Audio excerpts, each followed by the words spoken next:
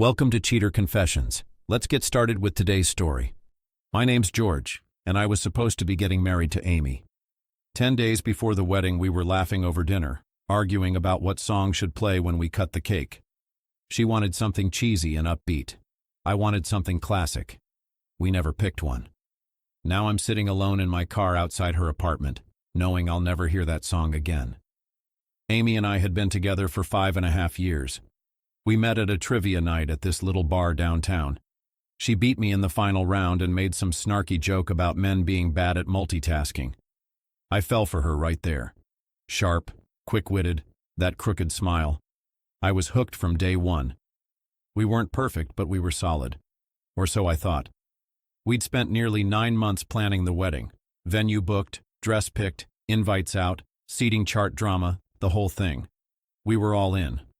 My best friend Tyler was going to be my best man. We'd known each other since high school. We survived college, breakups, bad decisions, and that one night in Vegas we agreed never to talk about again. But about a month before the wedding, something shifted. Amy started going out more. At first it was once a week. Girls' night, she said. Harmless. Then it became twice, then 3 times. Always late. Always with a vague excuse. Emily needed to vent, or Sasha's boyfriend was being a jerk again. I tried to be chill about it. I didn't want to be that guy. But it started to bug me, especially when she'd come home around 1 a.m., smelling like perfume and bar smoke, too tired to even talk. I brought it up one night. "You're going out more than you're here," I said. "The wedding's coming up and we barely spend time together." She rolled her eyes and scoffed. "So now I need your permission to see my friends?" "That's not what I said," I replied. "But you don't think it's weird that we haven't had dinner together all week?" "We're just busy," she snapped. "It's normal." That was the end of the conversation. She went to bed and I stayed on the couch for another hour, just sitting there in silence. After that, I started noticing the little things. Her phone always flipped face down. She'd pause the screen or quickly swipe away whatever she was looking at when I walked into the room. Tyler started flaking on our usual Tuesday night basketball games. First a headache, then work stuff, then no excuse at all. Once I walked in on the two of them whispering in the kitchen, standing weirdly close. They jumped like I'd caught them stealing from the fridge. Amy laughed nervously and said, "We were talking about your surprise gift for the wedding." Tyler nodded a little too fast, but I ignored it. I told myself I was being paranoid. Pre-wedding stress, lack of sleep. I trusted them both too much to consider anything else. They were the 2 people closest to me in the world. The idea of them doing anything shady? Unthinkable. Then, a couple nights before everything fell apart, Amy came home around midnight. Said she'd been finalizing the menu with our wedding planner. I kissed her on the cheek and paused. She smelled like a man's cologne. It wasn't mine. I couldn't place it right away, but it felt familiar. Sharp, citrusy. The kind of scent that lingers. I lay awake that night with that smell stuck in my head. And the next day, it all came crashing down. I was supposed to pick up Tyler for our tux fitting. I got there a bit early and parked on the street. That's when I saw Amy's car parked just outside his building. My stomach dropped. I waited. 5 minutes. 10. 20. I watched shadows move past the blinds. Someone pacing near the window. I could have driven away. Pretended I didn't see anything. But I didn't. Tyler had given me a spare key years ago when we were roommates, back when he used to forget his own keys on a weekly basis. I still had it. So, I used it. I opened the door quietly. Their laughter hit me first. Amy's, light and high-pitched, followed by Tyler's deeper chuckle. Then silence. Then, moaning. I didn't want to believe it. Told myself maybe it was the TV. Maybe it wasn't them, but I knew. I walked down the hall, stopped at the bedroom door and pushed it open. There they were. Amy, Tyler, bare skin tangled in blankets. Her mouth opened in horror. His eyes went wide like a deer caught in headlights. "George," she gasped. "It's not—" "Don't," I said, voice flat. "Just don't."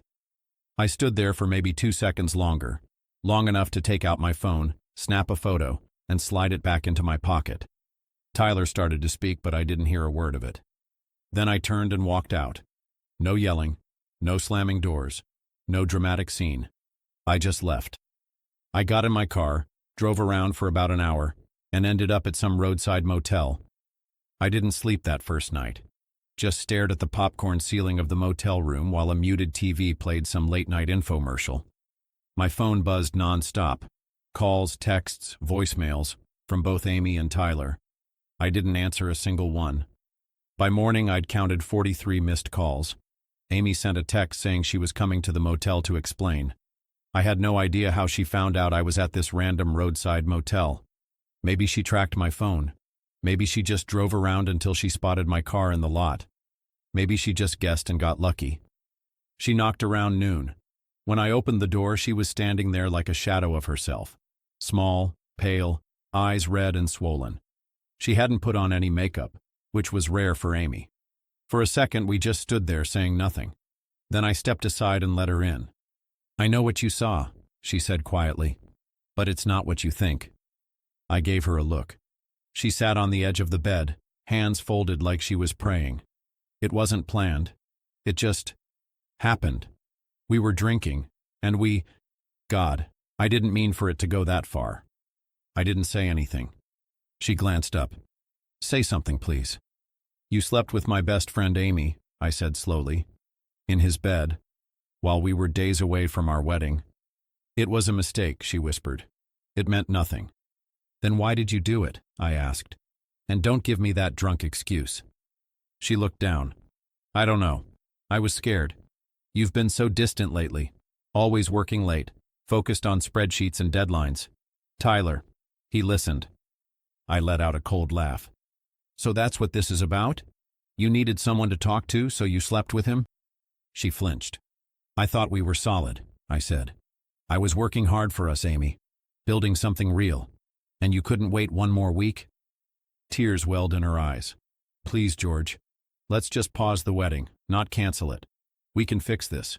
You've already paid for the venue, the catering, my dress." That's when I lost it. "Your dress?" I snapped. "Are you seriously worried about your dress right now, after you blew up our entire relationship?" She stood up fast. "I made a mistake, but we don't have to throw everything away over one night."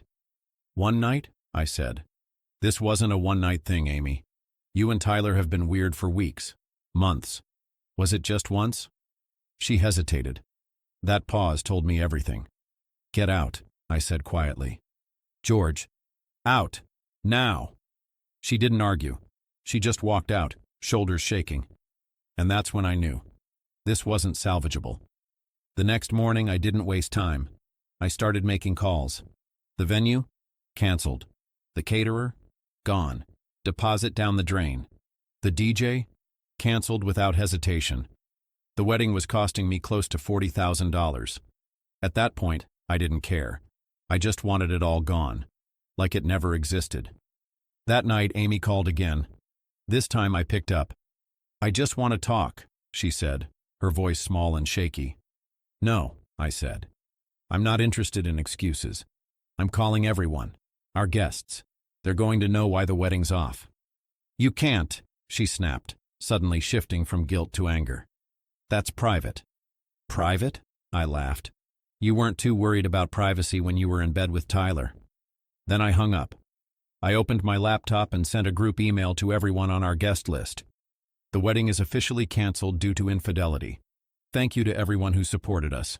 Any gifts already sent will be returned." And just to be clear, I attached the photo of her in bed with Tyler, so no one had any doubts. The responses came in fast. Friends, family, even co-workers. Most were shocked, but supportive. A few were furious on my behalf. Some asked if I was okay. Others offered to help return gifts or cancel bookings. Amy's mom called me, her voice trembling. "George, I'm so sorry. I had no idea. Please take care of yourself." Her dad didn't hold back. "If I were you, I'd have done worse. Honestly, you're handling this better than most men would." And Tyler? Radio silence. But his girlfriend Hannah got the email too. A few hours later, she messaged me directly. "Thank you for telling me. We're done. He's dead to me." Another life scorched. The day the wedding was supposed to happen, I drove to the coast. I didn't have a plan, just kept going until the city disappeared behind me and the ocean came into view. I parked near a cliffside lookout, got out, and sat on a bench overlooking the water. I stayed there for hours. Didn't check my phone. Didn't talk to anyone. The waves kept crashing below, and for once the noise in my head finally matched the world around me.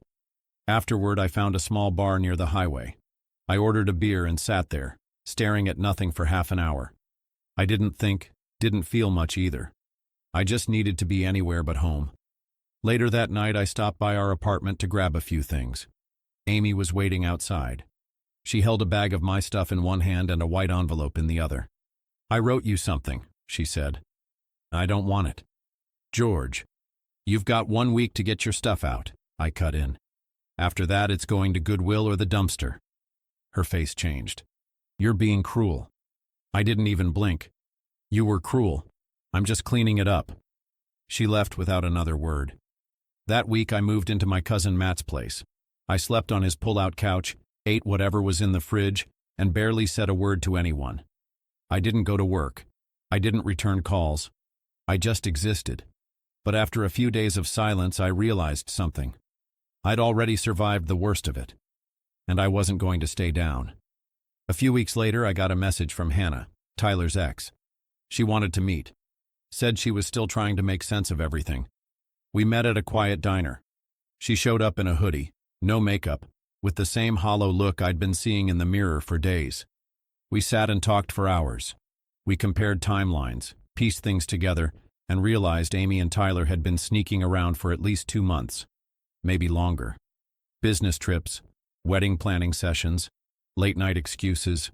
It had all been a cover. A few days later, we met again. No agenda, no pressure. Just 2 people trying to feel something that didn't feel like betrayal. That turned into late-night texts, then pizza and movie marathons. And one night I kissed her. She didn't pull away. Hannah and I ended up dating for about 4 months. It was raw, messy, and confusing. But it was also real. We both knew we were using each other as life rafts. 2 people trying to stay afloat after getting hit by the same wave. Eventually, we said it out loud. She met someone new. We ended things on good terms and stayed friends. After that, I moved into a new apartment across town and started fresh. I got a new job, 30% raise, better hours, better people. I bought a punching bag for the spare room and started running again. It felt good to move, to hit something, to sweat the noise out of my head. A few months later, I ran into Amy at the grocery store. She was standing by the self-checkout holding a basket. She looked surprised to see me, skinnier, tired around the eyes. She asked if we could talk. Against my better judgment, I said yes. We stood outside in the parking lot. She didn't fumble for words or try to act like nothing happened. "I've been in therapy," she said, "trying to figure out why I blew everything up." I nodded. I didn't say much. There wasn't much left to say. "I don't expect you to forgive me," she continued, "but I wanted you to know. I know I ruined everything. I'm sorry, George." There were no tears, no begging, no dramatic moment. Just a quiet apology from someone I used to know. I looked at her and said, "I hope you find peace." And for the first time, I meant it. A few years later, I got married. Her name's Claire. We met at a friend's game night. She crushed everyone at Scrabble and didn't gloat about it. I asked her out the next day. We had a small ceremony in her parents' backyard. 40 people, close friends and family. Her dad grilled steaks. Our first dance was to a song that had been playing on a broken jukebox the night we first kissed. No drama, no tension, just love. I didn't invite anyone from my old life. No Amy, no Tyler. Not a single person connected to that chapter. I haven't heard from either of them in years, but I've heard things. Rumors through mutual friends, bits and pieces that float back now and then. Apparently they ended up together, for a while at least. But not long after, things got messy. Someone said they've been in and out of couples therapy. Another mentioned Tyler lost his job last year. Something about poor performance and bad attitude. Amy's working some office job she hates. That's all I know, and I don't care to know more. Claire knows everything, the whole mess. But she doesn't look at me like I'm damaged. Just someone who's been through hell and made it out better. We're talking about kids now. I run my own business, same career, but now it works on my terms. Funny how the thing that once consumed all my time now gives me freedom. Sometimes I still think about that day, outside Tyler's apartment, the moment everything changed. I wonder what would have happened if I'd just driven away. But then I look at Claire, and I know. That was the day my old life ended, and thank God for that. Thank you for watching.